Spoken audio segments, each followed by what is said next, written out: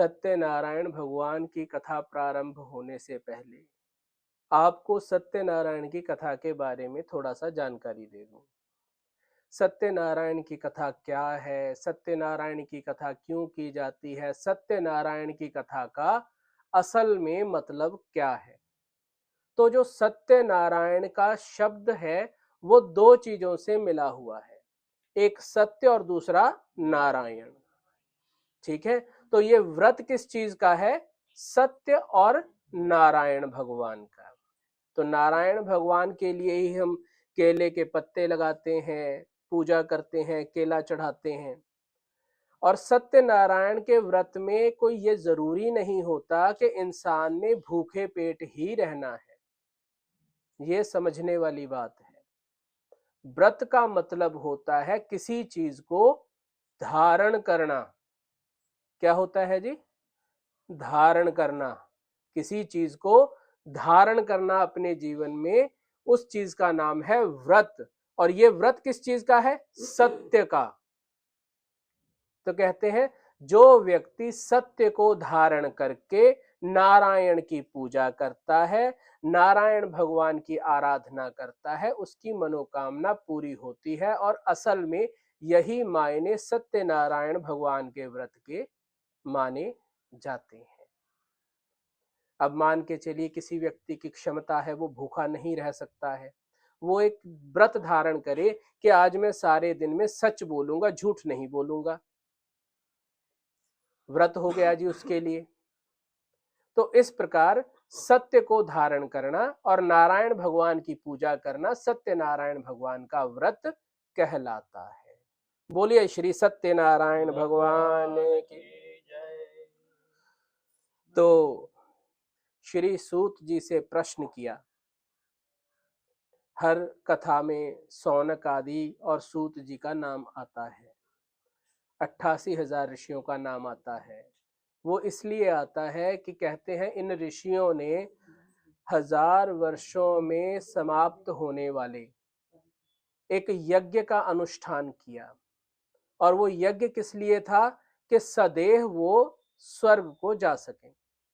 तो जब हवन होता था, हवन के बाद फ्री होते थे, बैठे होते थे, तो वो सूत जी मान के चलिए उनके जो गुरु थे। तो सौनक ऋषि कौन थे? जैसे मानो एक क्लास होती है, क्लास में एक मॉनिटर होता है ना, जो सभी बच्चों के प्रश्न गुरु को रखता है, अपने टीचर को रखता है। तो ऐसे ही सौनक ऋषि थे, जो सभी ऋषियों के प्रश्नों को सूत जी के सामने रखते थे।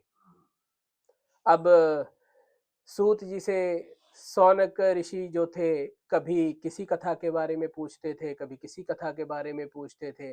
तभी आप देखेंगे गरुड़ पुराण की कथा आती है, उसमें भी सूत जी का, सौनक जी का नाम आता है। आप कोई कथा लेंगे, आपको आधी से ज्यादा कथाओं में सौनक जी और सूत जी का नाम मिलेगा।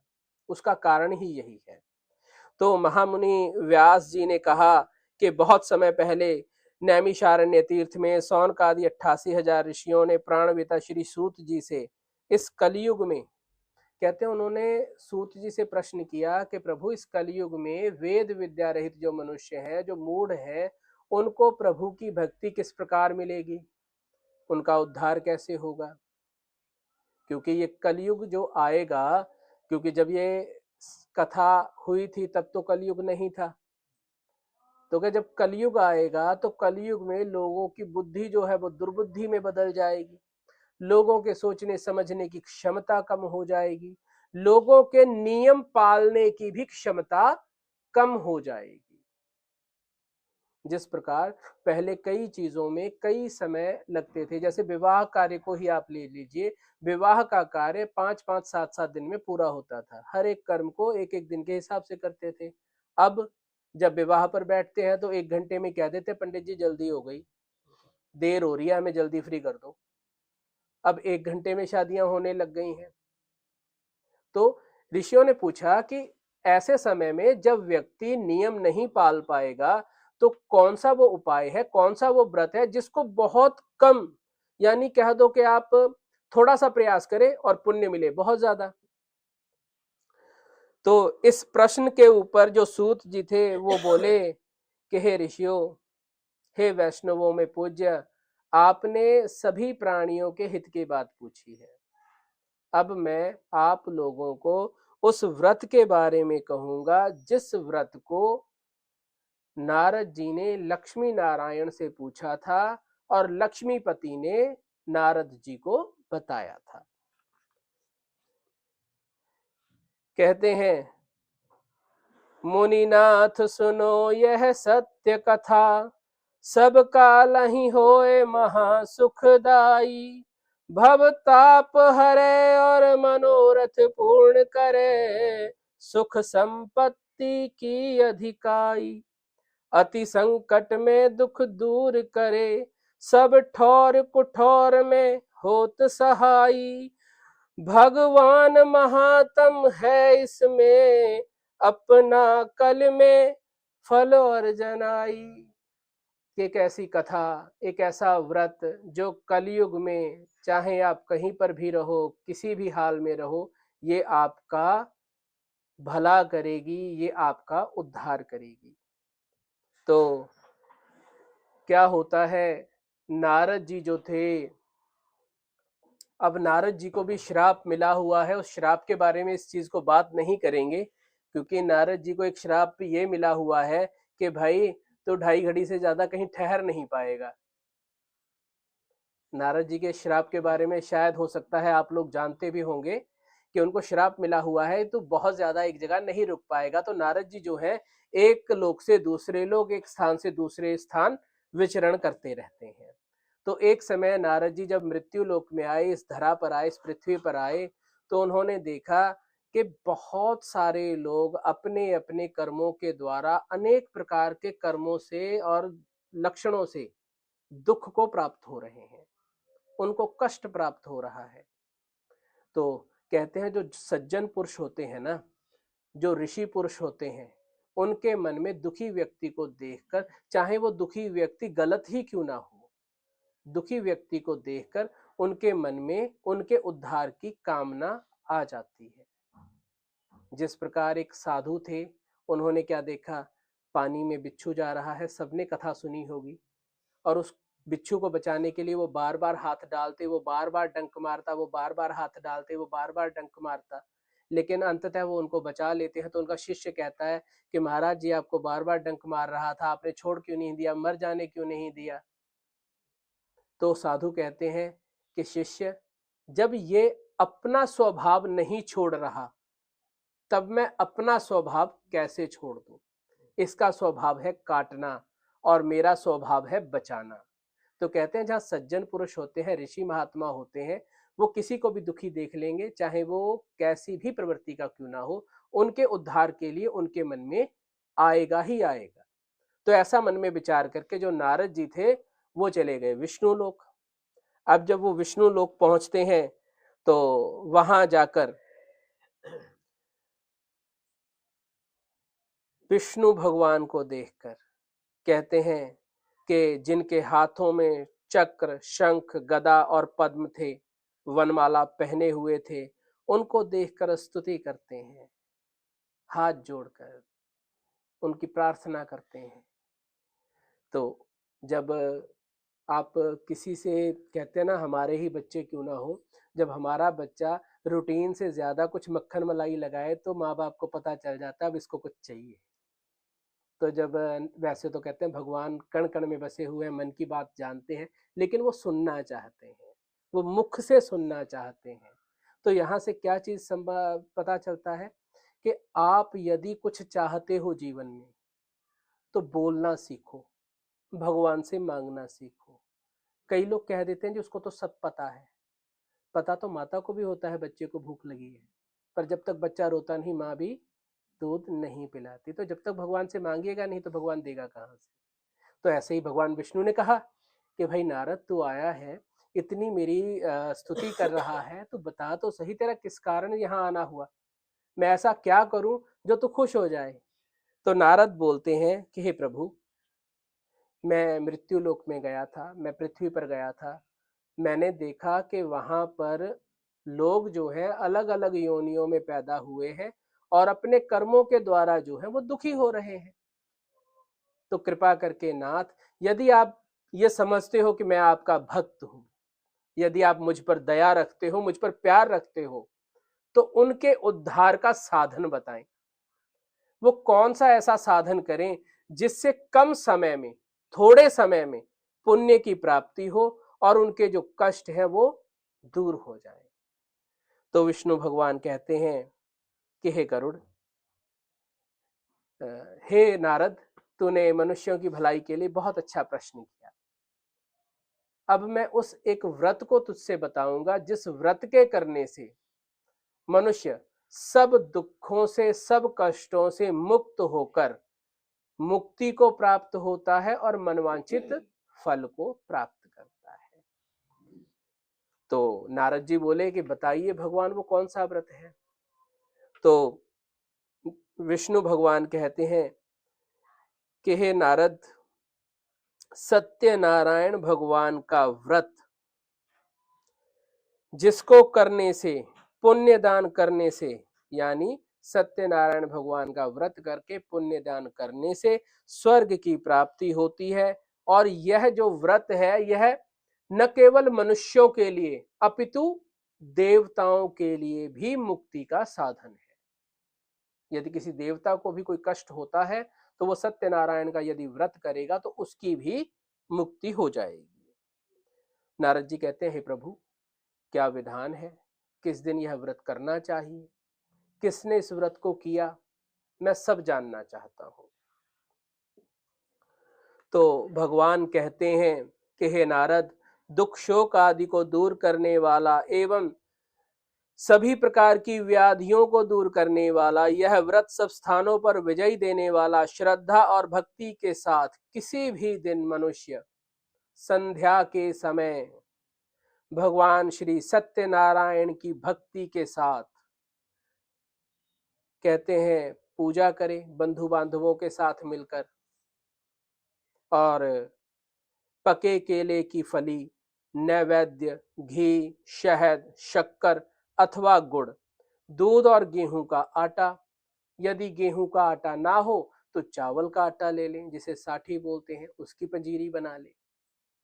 तो इस प्रकार श्रद्धा भावना से सभी पदार्थों को इकट्ठा करके सवाए पर अर्पण कर देंगे। सवाया माने गणेश जी या सत्यनारायण भगवान की प्रतिमा अर्पण कर दें। क्योंकि पुराने जमाने में तो फोटोएं होती नहीं थी ना। ये जो आप लक्ष्मी जी की फोटो देख रहे हो, विष्णु जी की फोटो देख रहे हो, ये कब आई हैं? मात्र 500-700 साल पहले। उससे पहले तो फोटो होती ही नहीं थी। ठीक है, उससे पहले तो पिंडियां ही होती थी, पिंडी रूप में ही पूजाएं हुआ करती थी। मट्टी उठाई, मट्टी पे मौली बांधी, रख दिया, लो जी हो गए गणेश जी भगवान। ऐसे हुआ करता था। तो कहते सवाई पर अर्पण कर दो। सवाया माने जो आपने चौक पूरा है जहां भगवान की पूजा करते। और क्या करे?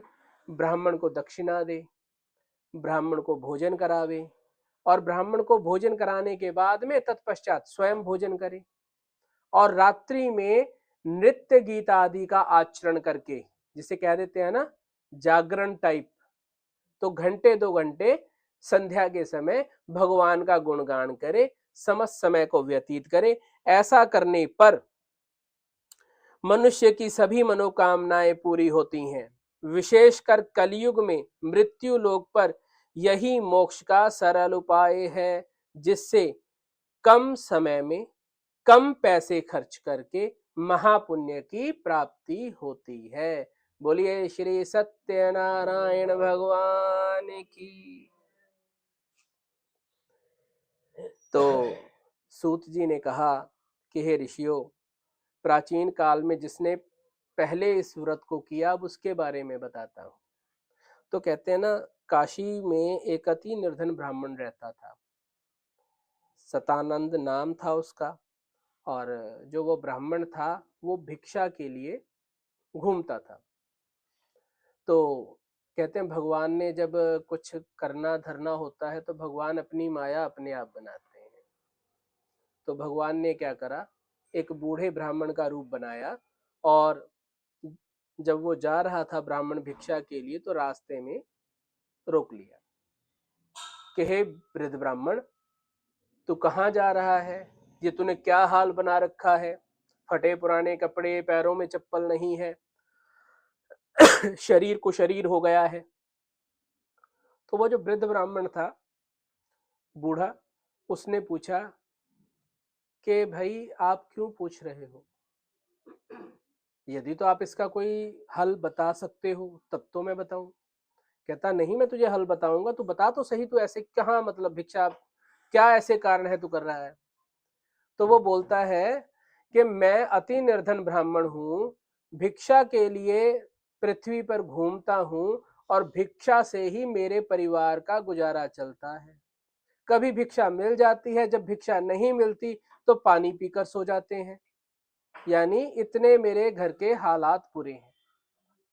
तो हे ब्राह्मण, यदि आप इसका कोई उपाय जानते हो तो कृपा करके मुझे बताएं। तो जो बूढ़े ब्राह्मण का भेष बनाकर विष्णु भगवान आए थे, उन्होंने कहा कि हे ब्राह्मण, तू सत्यनारायण भगवान की पूजा सेवा कर, जिसके करने से उत्तम गति की प्राप्ति होगी। जैसे ही उन्होंने कहा कि उत्तम गति की प्राप्ति होगी, तो वो जो भिक्षुक ब्राह्मण था, उस ब्राह्मण ने पूछा क्या विधि है, कैसे करना है, क्या सामग्री लगेगी, कब करना है। तो बूढ़े ब्राह्मण का रूप बनाने वाले जो सत्यनारायण भगवान थे, जो विष्णु भगवान थे, उन्होंने उस बूढ़े ब्राह्मण को उस व्रत के बारे में पूरी जानकारी दी और अंतर्ध्यान हो गए। अब उस बुजुर्ग ब्राह्मण ने सोचा कि जिस व्रत को वो ब्राह्मण बतला कर गया है, वो कोई ऐसा ही ब्राह्मण तो नहीं था। देखते देखते लोप हो गया, अंतर्ध्यान हो गया, वो जरूर कोई ना कोई दिव्य आत्मा थी जो मेरी गति के लिए आई थी, तो मैं इस व्रत को अवश्य करूंगा। ऐसा मन में विचार करने के बाद में उस वृद्ध ब्राह्मण ने जो भिक्षा इकट्ठी करने के बाद में उसके पास धन प्राप्ति हुआ था, उस धन से उस व्रत की सामग्री को इकट्ठा किया और उस व्रत की सामग्री को इकट्ठा करने के बाद में अपने बंधु बांधवों के साथ सत्यनारायण भगवान का व्रत किया। और इस व्रत के करने से उसके घर की सारी दरिद्रता जो थी वो चली गई, सुख की प्राप्ति हुई और अंत काल में मोक्ष को प्राप्त हुआ। तो बोलिए श्री विष्णु भगवान की। अब सौनक ऋषि बोले कि हे सूत जी, इस ब्राह्मण से सुनकर किस किसने इस व्रत को किया, मैं वो सब जानना चाहता हूं, कृपा करके मुझे बताएं। तो सूत जी बोले कि हे मुनियों, जिस जिस प्राणी ने इस व्रत को किया है, उन सब की जो कथा है वो मैं तुमसे कहने जा रहा हूं, ध्यान से सुनना।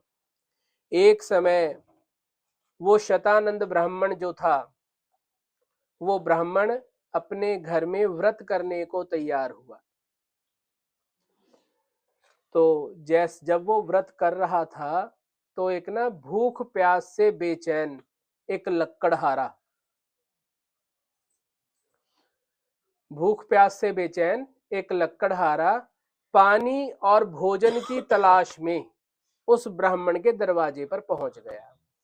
सिर पर लकड़ियों का गट्ठड़ रखा हुआ था, उस गट्ठड़ को उसने साइड में रखा और ब्राह्मण के मकान में इस इच्छा से गया कि मुझे कुछ खाने पीने को मिल जाएगा, क्योंकि वहां पर उसने भीड़ भाड़ देखी और सुगंधित वातावरण देखा, तो उसको पता चल गया यहाँ पर कोई ना कोई शुभ कर्म हो रहा है, तो मुझे कुछ ना कुछ खाने पीने को अवश्य मिलेगा। तो भूख प्यास से बेचैन हुआ, ब्राह्मण के घर में चला गया। अब जब उसने ब्राह्मण को व्रत करते हुए देखा, तो बड़े विनय के साथ उसने पूछा कि हे ब्राह्मण, ये आप क्या कर रहे हैं? तो जो ब्राह्मण था शतानंद, वो बोला कि प्रभु, ये मैं जो कर रहा हूं, ये मैं सत्यनारायण भगवान का व्रत कर रहा हूं, उनकी पूजा कर रहा हूं। लक्कड़हारे ने कहा जी, इसका क्या फल होता है? तो शतानंद ब्राह्मण जो था वो बोला कि ये जो तू मेरा वैभव देख रहा है ना, ये जो मेरे महल देख रहा है, ये जो तू धन देख रहा है, ये जो तू सारा कुछ देख रहा है, ये इसी व्रत की देन है, मुझे इसी की वजह से ये सब कुछ प्राप्ति हुआ है। तो अब लक्कड़हारे के मन में जिज्ञासा हुई, क्योंकि भाई देखो अंधे को क्या चाहिए? दो आंखें। भूखे को क्या चाहिए? रोटी। प्यासे को क्या चाहिए? पानी। तो निर्धन को क्या चाहिए? धन। तो उसके मन में आया कि भाई मुझे इसका विधान बताओ। भाई विधान क्या? पहले तो ये बताओ कि भाई इस व्रत से कोई भला हुआ भी है किसी का कि नहीं हुआ? ठीक है, किसी का भला हुआ है कि नहीं हुआ? तो शतानंद ब्राह्मण कहता है जी, एक तो मैं बैठा हूं तेरे सामने, मैं इस व्रत को करके आज इस वैभव तक पहुंचा हूं, बाकी इसका महात्म्य तुझे सुना देता हूं। और जो महात्म्य मैं अब आप लोगों को सुनाने वाला हूं, ये महात्म्य आपको इस कथा में नहीं मिलेगा, क्योंकि जैसे जैसे समय निकलता चला गया, सत्यनारायण की कथा के जो 6 अध्याय थे वो 5 ही रह गए। एक अध्याय लुप्त कर दिया, क्योंकि उस अध्याय में कोई रस नहीं आता ना, इस वजह से वो लुप्त कर दिया गया। तो शतानंद ब्राह्मण महात्म्य सुनाते हैं, जिस महात्म्य को हर कथा सुनने वाले ने सुना। वो कौन सा महात्म्य था? जब हम आरती करते हैं तो आरती में एक लाइन क्या आती है? चंद्रचूड़ एक राजा तिनके विपत हरी। तो वो महात्म्य है चंद्रचूड़ राजा का। चंद्रचूड़ राजा केदार खंड में रहा करता था, केदार खंड का राजा था। केदार यानी जहां बद्रीनाथ केदारनाथ है, वहां का राजा हुआ करता था चंद्रचूड़। और इतना सीलवान, इतना धार्मिक, जिसका ठिकाना कोई नहीं। कहते हैं कि कोई उसको गुस्से से भी बोल देता था ना, तो उसको भी प्यार से बोलता था। मतलब इतनी वाणी में मिठास थी कि वो उनको भी प्यार से बोलता था जो उनके शत्रु थे, तो शत्रु भी मित्र हो जाते थे। किंतु एक समय क्या हुआ, मलेच्छ, मलेच्छ आपने कई पुराणों में सुना होगा। मलेच्छ हम कहते हैं जी, बुरा कर्म करोगे तो मलेच्छ जाति में पैदा हो जाओगे। तो उस जाति का मैं नाम नहीं लेना चाहूंगा, क्योंकि मलेच्छ आप एक कर्म ये मान के चलिए, जिसके लिए दीन धर्म ईमान कोई मायने ही नहीं रखता हो, वो मलेच्छ हो जाता है। ये मान के चलिए, जिसके सामने कोई रिश्ता नाता मायने ना रखे, वो मलेच्छ हो जाता है। तो कुछ मलेच्छों के, कहते हैं एक राजा थे, कोई मलेच्छों का ग्रुप था, उन्होंने क्या करा, हमला कर दिया राजा पे। ठीक है, राजा चंद्रचूड़ उसको, चंद्रचूड़ पे जब उसने आक्रमण कर दिया, उन मलेच्छों का जो राजा था ना, वो कूटनीति, राजनीति और युद्ध नीति में निपुण था बहुत ज्यादा। तो उसने क्या करा, राजा चंद्रचूड़ को हरा दिया और हराकर उसके आसन पर कब्जा कर लिया, यानी उसके राज्य पर कब्जा कर लिया। और राजा चंद्रचूड़ कैसे करके जैसे तैसे अपनी जान बचाकर वहां से भागा।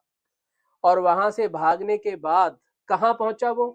काशी जी में, जहां ये शतानंद ब्राह्मण रहता था। और इस शतानंद ब्राह्मण के पास ही राजा चंद्रचूड़ ने आश्रय लिया, वहां पर वो रुके। और वृद्ध शतानंद जो था, जो वो ब्राह्मण था शतानंद, उसके ही कहने पर राजा चंद्रचूड़ ने सत्यनारायण भगवान का अनुष्ठान किया, उनका व्रत किया। और कुछ समय इस व्रत को करने के बाद में राजा चंद्रचूड़ ने दोबारा से अपने वैभव को प्राप्त किया, अपनी सेना एकत्र की और अपने राज्य को दोबारा प्राप्त किया। तो वो वृद्ध शतानंद कहता है, तो जिस प्रकार राजा चंद्रचूड़ को अपना राज्य वापस प्राप्त हुआ, उसी प्रकार इस कथा को जो कोई भी सुनेगा, उसको हमेशा उसके उत्तम फल की प्राप्ति होगी, जो इस व्रत को करेगा। तो जब लक्कड़हारे ने इस प्रकार शतानंद ब्राह्मण के वचन सुने और शतानंद ब्राह्मण से व्रत के सारे नियम जानने के बाद में वे जो थे अपने वहां से भोग प्रसाद लेकर निकल गए। जब वो भोग प्रसाद लेकर निकल गए, अब उनके दिमाग में क्या चल रहा है? अब उनके दिमाग में चल रहा है सत्यनारायण भगवान, सत्यनारायण का व्रत, सत्यनारायण की कथा। अब उनके दिमाग में चल रहा है वो। जिस रास्ते जाना था उस रास्ते को भूल गए, किसी और ही नगर में चले गए। जहां लक्कड़हारा गया वहां बहुत धनवान लोग रहते थे और उन लकड़ियों के जो दाम थे उसे पहले दिनों से चौगुने प्राप्त हुए।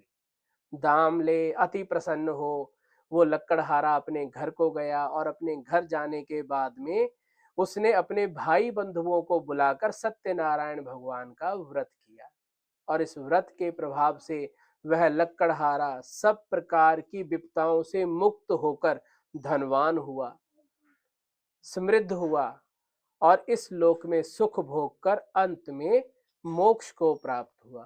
बोलिए श्री सत्यनारायण भगवान की।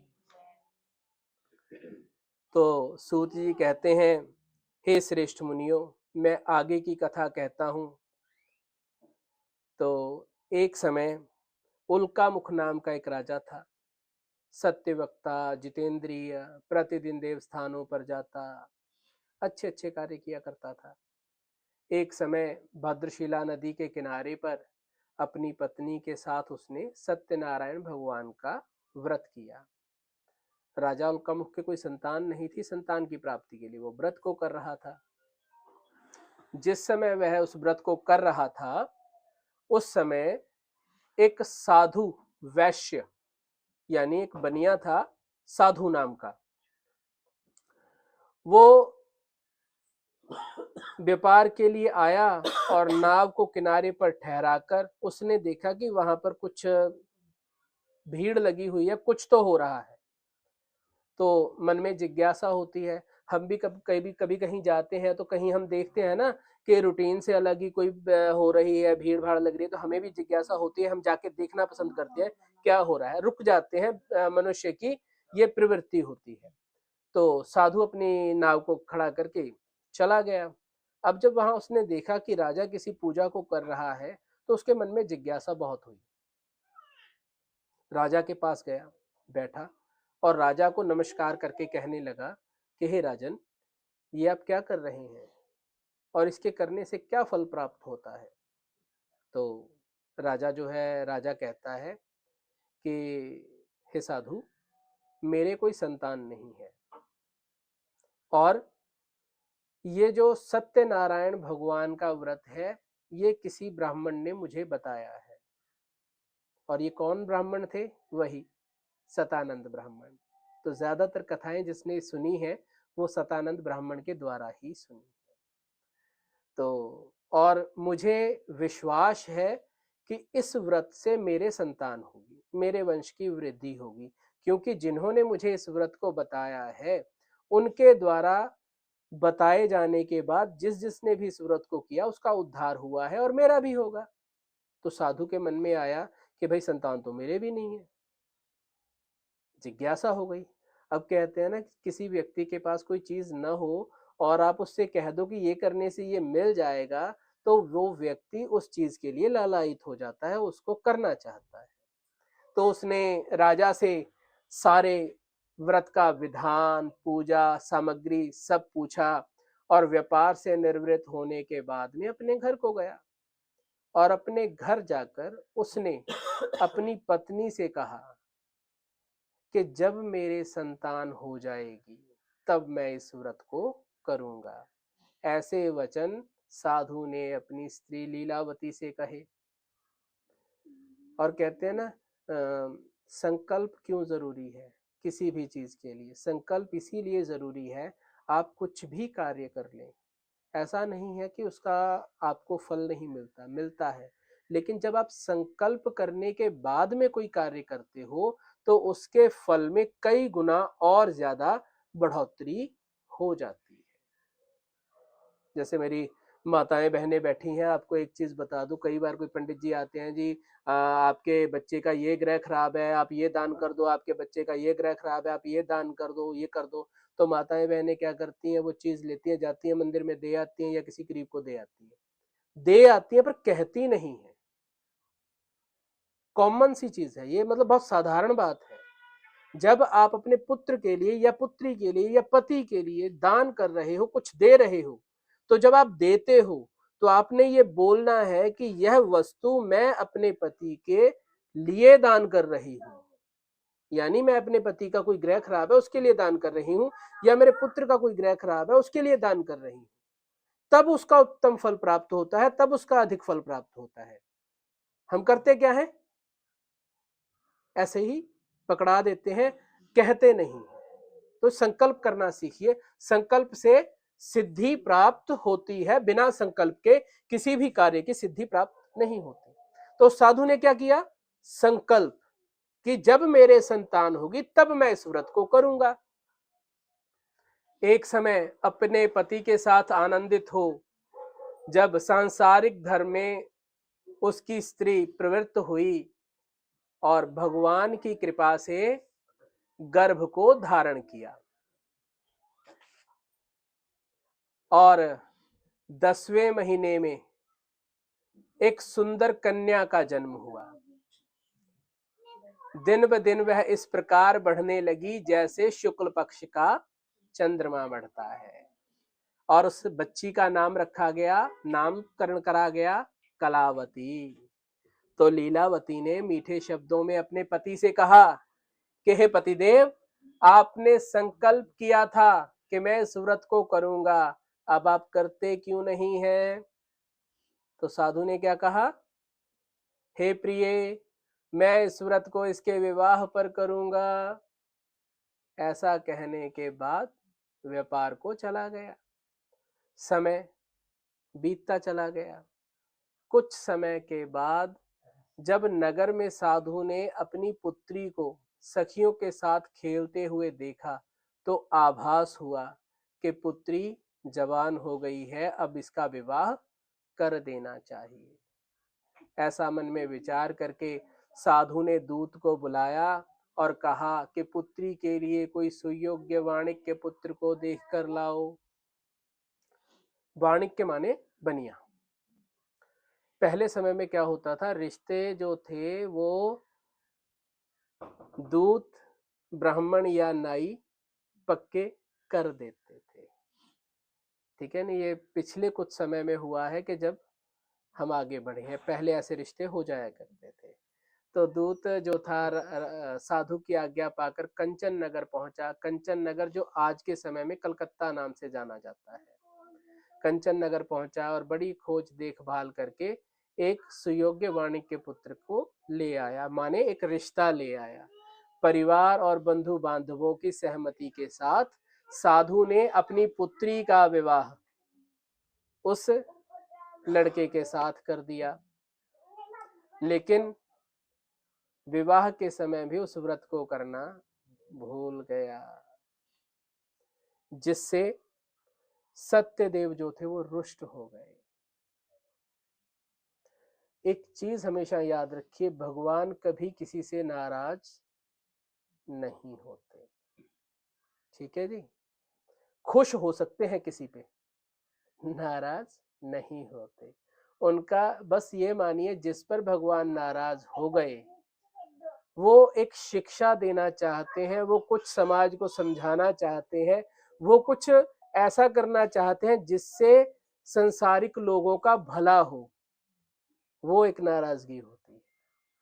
ठीक है, तो भगवान जो थे रुष्ट हो गए और श्राप दे दिया कि जा, तुझे कठिन दुख प्राप्त होगा। अपने व्यापार में प्रवीण साधु बनिया जो था, अपने दामाद को साथ लेकर व्यापार के लिए रत्नपुर नगर में पहुंच गया और राजा चंद्रकेतु के नगर में, राज्य में व्यापार करने लगा। रत्नपुर, जिसे हम आज के समय में बंबई के नाम से जानते हैं। अब जब भाई भगवान ने देखा भी ये तो निकल लिया काम पे, अब कुछ कर तो नहीं रहा, ना व्रत कर रहा ना कुछ कर रहा है, तो भगवान ने क्या माया बनाई, एक चोर को प्रेरित किया, और उस चोर ने क्या करा, राजा का धन चुराया और भाग लिया। अब राजा के दूतों ने देख लिया, राजा के दूत पीछे पीछे भाग लिए। अब जब उस चोर को ये समझ में नहीं आया कि मैं कहाँ जाऊं, कहाँ छुपूं, तो उसने देखा ये दो अपनी नाव में आराम कर रहे हैं, इनकी नाव को देखा, तो उसने क्या करा, पैसों को उठाकर जो जो हीरे जवाहरात चुराए थे इनकी नाव में फेंक दिया और आप छुप गया। अब भगवान की माया थी, भगवान की माया से प्रेरित होकर वो जो दूत थे इनकी नाव में पहुंच गए, जो राजा के दूत थे। उन्होंने देखा कि जो राजा का धन है वो इनकी नाव में है, तो दोनों को पकड़ कर ले गए, और दोनों को पकड़ कर ले गए और राजा के सामने पेश कर दिया कि महाराज ये खजाना चुरा के भाग रहे थे, हम इनको पकड़ कर लेकर आए हैं, आप आज्ञा दें। राजा ने देखा जी हाँ पे कहने ने भाई चोर कौन, जिदे को सामान फड़िया जावे, जिसके पास सामान पकड़ा गया वही चोर है जी, करो अंदर, लो जी जेल में डाल दिया, कठिन कारावास में डाल दिया।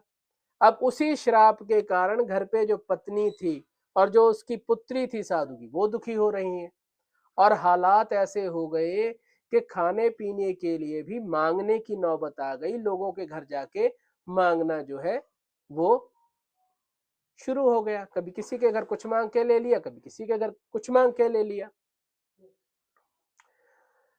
राम राम जी। तो अब होता ये है, एक दिन भूख और प्यास से बहुत दुखी होकर जो कलावती थी वो एक ब्राह्मण के घर पहुंचती है, और उस ब्राह्मण के घर वो क्या देखती है, सत्यनारायण भगवान के व्रत को होते हुए देखती है। और जब वो व्रत देखती है, कथा सुनती है, कथा सुनने के बाद में रात को घर आती है, समय व्यतीत हो जाता है। आप ये सोच के चले हमारी जवान जवान लड़की हो और पति बहुत दिनों से बाहर हो, सालों से घर आया ना हो, और बिना बताए वो बच्ची कहीं चली जाए, सारा दिन घर में आपको दिखाई ना दे, रात को घर आए, तो मन में कैसे विचार आते हैं, तरह तरह के विचार आते हैं। तो माता ने बड़े खुले शब्दों में अपनी पुत्री से कहा कि बेटे क्या हो गया, तेरे मन में आखिरकार चल क्या रहा है, तू अब तक थी कहाँ। तो कलावती ने कहा कि हे माता, मैंने एक ब्राह्मण के घर मन इच्छित फल को देने वाले सत्यनारायण भगवान के व्रत को होते हुए देखा है। जैसे ही उसने नाम लिया कि सत्यनारायण भगवान को व्रत को होते देखा है, लीलावती को अपने पति का जो प्रण था याद आ गया कि भाई मेरे पति ने संकल्प किया था, कहीं ये उसकी वजह से तो नहीं हो रहा। तो मन में तो अब आ गया, विश्वास भी हो गया, अब करे व्रत कैसे, घर में तो आटा भी नहीं है, घर में तो चावल भी नहीं है। अब उसने अपनी पुत्री को कहा, विचार किया कि भाई ये व्रत तो करना है, क्योंकि तेरे पापा ने इस व्रत का प्रण किया था, लेकिन उन्होंने किया नहीं। मेरे मन में पता नहीं क्यों ये ख्याल आ रहा है कि यदि हम इस व्रत को करेंगे तो हमारी जो विपत्ति है वो दूर हो जाएगी। रात दूसरे दिन सुबह उठे जी, किसी के घर से तो आटा मांग के लाए, किसी के घर से चावल मांग के लाए, किसी के घर से कुछ, किसी के घर से कुछ, यानी आस पड़ोस में सामान मांग मांग कर भगवान सत्यनारायण भगवान के व्रत को एकत्रित, सामान को एकत्रित करके, और व्रत किया लीलावती ने, कलावती ने, और व्रत करने के बाद में भगवान से आशीर्वाद मांगा कि हे प्रभु, मुझसे और मेरे पति से जो ये भूल हो गई है, कृपया उस भूल को क्षमा करें, आशीर्वाद दें। जैसे ही व्रत हुआ, भगवान सत्यनारायण जो थे वो खुश हुए और राजा चंद्रकेतु को स्वप्न में दर्शन दिए, और दर्शन देकर कहा कि हे राजन, दोनों बंदी वैश्यों को प्रातः होते ही छोड़ दो, यदि नहीं छोड़ोगे तो तेरा धन, राज्य, पुत्र आदि सब नष्ट कर दूंगा। यहाँ की कथा जब हम सुनते हैं ना, असल कथा को सुनने का एक तात्पर्य ये भी होता है, कथा में से छोटी छोटी सीखें मिलती हैं। ये हमें सीख क्या मिली कि जब आप कोई प्रण करो, संकल्प करो, संकल्प को एक नाम पंजाबी में या हमारे इधर हरियाणा में कह देते हैं सुख, सुखना। जैसे ही आपका कार्य पूर्ण हो तुरंत उसको उतार दो। यदि आप नहीं उतारोगे आपके घर की सारी जो वैभव है, सारी जो कहते हैं बरकत है, वो रुक जाएगी। किसी के घर में पैसों की बरकत रुक जाती है, किसी के घर में बीमारी आ जाती है, किसी के घर में संतान होनी बंद हो जाती है, किसी के बच्चों की शादियां होनी बंद हो जाती हैं। तो इसीलिए जो भी सुखना आप सूखें या जो भी आप संकल्प करें, आपका कार्य पूरा होने के बाद में सर्वप्रथम उसको कर दें। उसको कल पे, परसों पे, चौथे पे, ठंड पे, गर्मी में, ताले में ना टालें, उसको निपटा दें। अब भगवान अंतर्ध्यान हो गए और राजा चंद्रकेतु सुबह उठा। उठने के बाद में सभा में आया। सभा उस स्वप्न के बारे में सुनाया और मंत्रणा की। तो जो उस राजा के यहाँ उनका राज पुरोहित था या उस राजा के यहाँ जो गणमान्य लोग थे, उन्होंने राजा को कहा कि हे राजन, भगवान के दर्शन स्वप्न में होना बहुत शुभ संकेत है, अतः आपको स्वप्न के अनुसार उन दोनों बंदी वैश्यों को छोड़ देना चाहिए। राजा ने दोनों को बंधन से मुक्त कर सभा में बुलाया, दोनों की हजामतें आदि बनवाई और उनको नहला धुला के अच्छे अच्छे वस्त्राभूषण पहनाकर जितना धन लिया था उससे दुगना धन देकर विदा कर दिया। और दोनों वैश्यों ने मंगलाचार करके अपनी यात्रा को आरंभ किया। बोलिए श्री सत्यनारायण भगवान। अब जैसे ही उन्होंने यात्रा करी, यात्रा शुरू करी, पहले क्या होता था, किश्तियों में यात्राएं होती थी। जो व्यापारी लोग थे वो बड़ी बड़ी नावों में सामान भर के निकलते थे और समंदर के किनारे किनारे चलते थे। जैसे कुछ देर का सफर पूरा किया, रुक गए, फिर कुछ देर का सफर पूरा किया, रुक गए। तो कुछ दूर सफर करने के बाद में जैसे कह देते हैं भोजन पानी करना है या हमने जो भी नित्य क्रियाएं करनी है, कुछ सामान चाहिए, तो कोई एक जगह देखकर नाव को रोका गया। नाव रोकने के बाद में भगवान ने कहा, भाई इसकी पत्नी तो कर लिया, देखो इसका दिमाग सीधा हुआ कि नहीं हुआ। भगवान के मन में परीक्षा लेने की आ गई। अब भगवान ने क्या करा, दंडी का वेश बनाया। दंडी स्वामी होते हैं ना, जो दंड हाथ में लेके पूरा घुटमन होते हैं, सिर से डंडा हाथ में रखते हैं, उसको दंड स्वामी बोलते हैं। तो उनका रूप बनाया और साधु के पास पहुंचे। जब साधु के पास पहुंचे तो साधु जो समंदर के किनारे नित्य क्रिया कर रहे थे अपनी। तो नित्य क्रिया करने के बाद में जैसे ही वो वापस चले तो सामने दंडी स्वामी। अब दंडी स्वामी ने उनको कहा बड़े प्यार से, तो कहते हैं ना, हे राजन कैसे हो, ठीक पूछा दंडी स्वामी ने। फिर कहा कि हे साधु, तेरी नाव में क्या है। अब भाई मन में पाप आ गया। अब वो कहता है, साधु हे दंडी, आप क्यों पूछते हो, क्या धन लेने की इच्छा है। मेरी नाव में तो बेल पत्ते भरे हैं।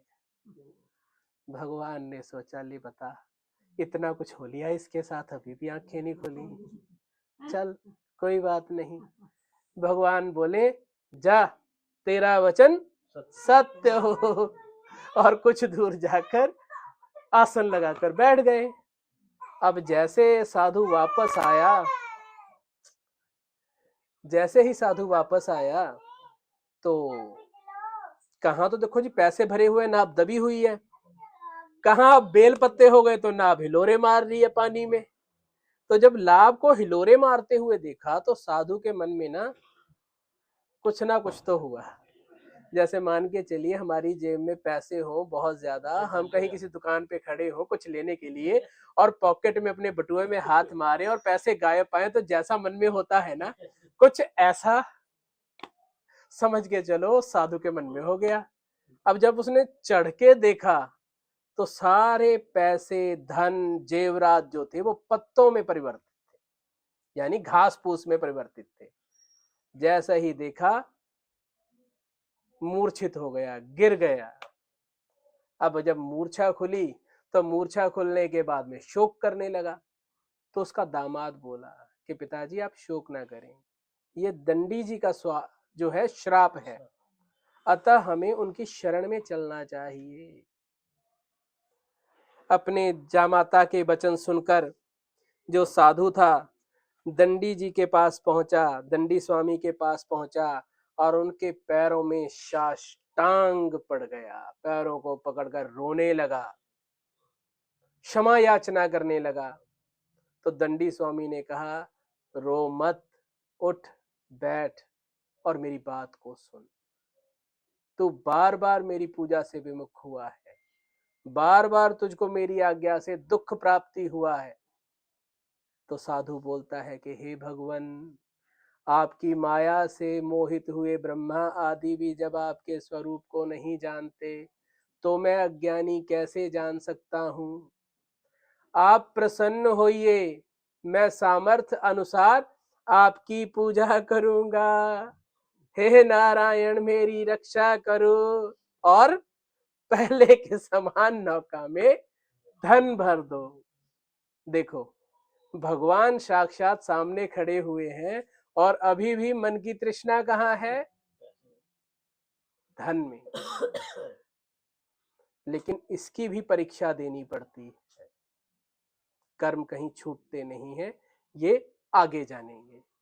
तो भगवान ने उसको उसके मन के अनुसार वरदान दिया और अंतर्ध्यान हो गए। नित्य क्रिया की साधु ने, दोबारा फिर वापस आकर देखा तो नाव जो थी वो धन से परिपूर्ण पाई और सत्यनारायण भगवान का जयकारा लगाया और अपने घर को चल दिया। जब अपने घर के समीप पहुंचा तो साधु ने दूत को घर भेजा कि भाई घर जाके संदेशा दे दे कि साधु और जामाता जो है वो आ गए हैं।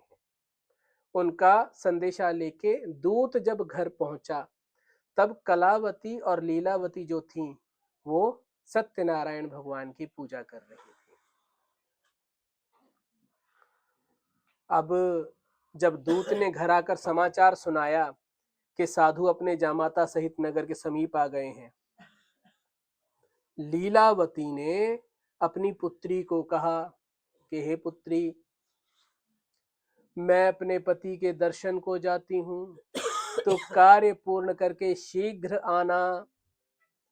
माता के वचन सुनकर कलावती प्रसाद को त्याग कर पति के पास गई। कलावती प्रसाद को त्याग कर पति के पास गई और प्रसाद की अवज्ञा के कारण सत्यदेव रुष्ट हो गए और उसके पति को नाव सहित पानी में डुबो दिया। क्या शिक्षा मिलती है कि जब भी आप कोई धर्मार्थ कार्य कर रहे होते हैं तो कभी भी उस धर्मार्थ कार्य को किसी के ऊपर नहीं छोड़ना चाहिए। Not even your son, not even your daughter, अपने पुत्र पुत्री के लिए भी नहीं छोड़ना चाहिए। जो कर्म आप कर रहे हो उस कर्म को स्वयं करना चाहिए, क्योंकि बच्चे माता पिता से ही सीखते हैं। जैसे लीलावती तो उठ के चली गई तो कलावती के मन में क्या आया, ले जब मेरी मां नू ही टेंशन नहीं है कि मैं टेंशन का दी लमा मैं भी चल दी। यदि माता ने वो जल्दबाजी न दिखाई होती तो पुत्री की क्या हिम्मत थी कि वो उठकर चली जाती, लेकिन हुआ। तो हमेशा जीवन में याद रखें, जब कोई आप शुभ कर्म कर रहे हैं, अच्छा कर्म कर रहे हैं, कोई पूजा पाठ कर रहे हैं, दान पुण्य कर रहे हैं, कभी भी किसी दूसरे व्यक्ति के आश्रय पर मत छोड़िएगा, अन्यथा आपको नुकसान उठाना पड़ेगा। तो जब उस साधु ने देखा कि भाई मेरी लड़की तो रो रही है, नाव डूब गई, उधर वो कलावती जो थी उसने कहा कि भाई मेरा पति डूब गया, मैं तो उनकी खड़ाऊ लेके सती हो जाऊंगी। वो सती होने को कह रही है, उधर लीलावती कह रही है कि ये क्या हो गया, अभी अभी तो नाव यहाँ थी, अभी अभी कहाँ चली गई, कौन से देवता ने या राक्षस ने मेरे पुत्री के सुहाग को हर लिया।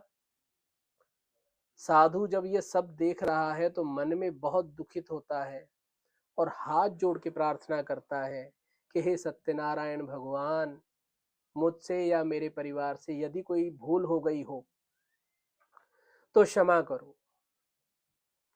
उसके दीन वचन सुनकर आकाशवाणी होती है कि हे साधु, तेरी कन्या मेरे प्रसाद को त्याग कर आई है। यदि ये घर जाकर प्रसाद खाकर लौटे तो इसे इसका पति अवश्य मिलेगा।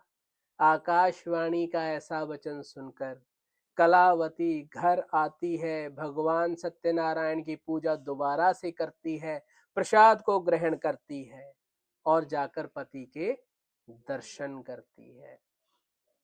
इसके बाद में साधु अपने पूरे परिवार को, बंधु बांधवों को इकट्ठा करता है और प्रण करता है कि आज के बाद मैं हर पूर्णिमा व संक्रांति को सत्यनारायण भगवान का व्रत और पूजन करूंगा। यहाँ पर अब आप एक चीज को समझें। आप कभी भी सत्यनारायण भगवान की कथा को पढ़ेंगे या सुनेंगे, वहां पर एक चीज स्पष्ट है। जब जब शतानंद ब्राह्मण ने या किसी ने भी सत्यनारायण भगवान के व्रत के नियम बताए हैं तो उन्होंने एक ही बात कही है, किसी भी दिन संध्या के समय, यानी सत्यनारायण भगवान के व्रत के लिए किसी दिन की पाबंदी नहीं है कि आपको पूर्णिमा को करना है, कि आपको संक्रांति को करना है। ये पाबंदी नहीं है, आप किसी भी दिन कर सकते हो। ये तो जब साधु ने प्रण किया, कथा में लिखा गया कि मैं हर पूर्णिमा व संक्रांति को सत्यनारायण देव का व्रत करूंगा, तब से यह व्रत ज्यादातर सत्यनारायण का संक्रांति और पूर्णिमा को होने लगा। तो कहते हैं वो जो साधु था इस लोक में सुख भोग कर अंत में स्वर्ग लोक को गया। बोलिए श्री सत्यनारायण। सूत जी कहते हैं कि हे ऋषिगणों, मैं और भी कथा कहता हूं, सो ध्यान से सुनो। प्रजापालन में लीन तुंगध्वज नाम का एक राजा था और उसने भी भगवान का प्रसाद त्याग कर अत्यंत दुख को प्राप्त किया। एक समय वन में जाकर वन्य पशुओं को मारकर बट वृक्ष के नीचे आकर बैठ गया और वहां उसने ग्वाल वालों को सत्यनारायण भगवान का व्रत करते हुए देखा। व्रत को सुनकर, देखकर न तो राजा वहां गया, न उनके द्वारा दिए हुए प्रसाद को ग्रहण किया। क्यों? मैं तो राजा हूं, ये पता नहीं कौन है, यानी अभिमान जो मन में था। प्रसाद को त्याग कर क्या हुआ, अपनी सुंदर नगरी को आ गया, जहां उसने अपना सब कुछ नष्ट पाया। राजा के 100 पुत्र थे, 100 के 100 मृत पाए गए। जो उसका राज्य महल था सबका सब राख पाया गया। मन में दुखी हो गया, विचार करने लगा। कहते हैं ना, जब विचार व्यक्ति करता है और ऐसे किनारे पर खड़ा होता है जहां मरण पर्यंत दुख प्राप्त हो रहा होता है, तो उसको ना एक फिल्म सी सारी चल जाती है पूरे दिमाग में, क्या क्या हुआ, कैसे कैसे हुआ। तो उसको क्लिक किया कि मेरे से ये गलती हो गई। भले ही मजाक में कर रहे थे, कर तो भगवान की पूजा रहे थे। भले ही वो बच्चे थे, कर तो भगवान की पूजा रहे थे। तो वो वापस वहीं गया मन में विश्वास करके, और उन ग्वाल वाल द्वारा, उन बच्चों के द्वारा राजा ने कथा सुनी, प्रसाद ग्रहण किया, क्षमा याचना की। तो जब वापस आए तो उसका सुंदर राज्य सुंदर हो गया और उसके 100 पुत्र जीवित हो गए और बहुत सुख को प्राप्त हुआ। और वह राजा हर माह इस व्रत को करने लगा और इस संसार में सुख भोग कर अंत में स्वर्ग लोक को गया। तो क्या हमें शिक्षा प्राप्ति होती है? कभी भी किसी भी परिस्थिति में, चाहे वो मजाक में ही क्यों ना लिया जा रहा हो, भगवान के नाम का, भगवान के प्रसाद का निरादर नहीं करना चाहिए। तो सूत जी कहते हैं कि जिन्होंने पहले समय में इस व्रत को किया उनके दूसरे जन्म की कथा कहता हूं, सो ध्यान से सुनना। कहते हैं वृद्ध सतानंद ब्राह्मण सुदामा का जन्म लेकर मोक्ष को प्राप्त हुआ और सुदामा के जन्म में भगवान कृष्ण की भक्ति को प्राप्त किया उसने। महाराजा उल्कामुख जो थे वह राजा दशरथ बने और रंगनाथ जी की पूजा सेवा करके मोक्ष को प्राप्त किए। उल्कामुख कौन थे? जो वो नदी के किनारे व्रत कर रहे थे। महाराजा तुंगध्वज स्वयंभू मनु हुए और भगवान के भक्ति युक्त कर्म करके मोक्ष को प्राप्त हुए। और जो साधु नाम का वैश्य था वो मोरध्वज बना। मैंने कहा था ना, जिसकी तृष्णा रह जाती है उसको उस तृष्णा का परिणाम भी भोगना पड़ता है। और यदि किसी को नहीं पता मोरध्वज के बारे में, राजा मोरध्वज की कथा के बारे में किसी को नहीं पता, तो डिटेल में नहीं बताऊंगा आपको, क्योंकि सत्यनारायण की कथा का समय थोड़ा ही होता है। भगवान कृष्ण ने अर्जुन का अभिमान तोड़ने के लिए मोरध्वज की परीक्षा ली थी। अर्जुन को यह अभिमान हो गया था कि मैं बहुत बड़ा भक्त हूं, कि मुझसे बड़ा तो कृष्ण का कोई भक्त ही नहीं। तो उसका अभिमान तोड़ने के लिए मोरध्वज की परीक्षा ली और उस परीक्षा में मोरध्वज को अपने पुत्र को आरे से आधा चीर कर भगवान को अर्पण करना पड़ा। और ये जो कर्म का फल उसको प्राप्त हुआ, ये फल प्राप्त हुआ उसकी धन तृष्णा का, जो पूर्व जन्म में साधु होते हुए व्रत तो उसने किया, जिस व्रत के प्रभाव से वो इतना बड़ा राजा पैदा हुआ, लेकिन धन में तृष्णा थी और उस धन की तृष्णा को खत्म किया मोरध्वज के जन्म में आकर। तो कहते हैं जो कोई भी सत्यनारायण भगवान के व्रत को करेगा, धन धान्य की प्राप्ति होगी, बंदी बंधन से मुक्त हो जाएगा, भय को पार करके निर्भय होगा और अंत में मोक्ष को प्राप्त करेगा। बोलिए श्री सत्यनारायण भगवान की।